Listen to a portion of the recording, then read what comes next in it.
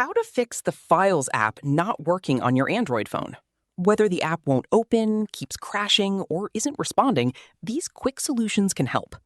First, restart your phone. A simple reboot can often fix temporary software glitches.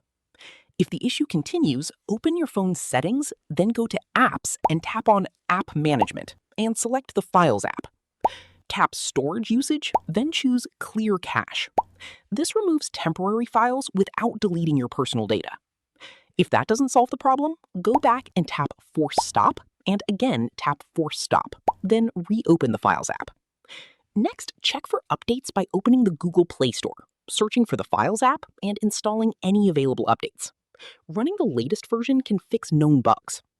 You should also make sure your phone has enough free storage, as low storage space can cause apps to freeze or crash.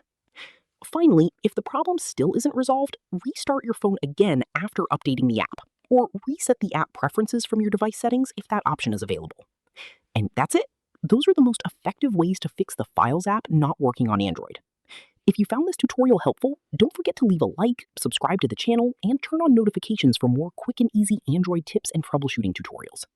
Thanks for watching, and I'll see you in the next video.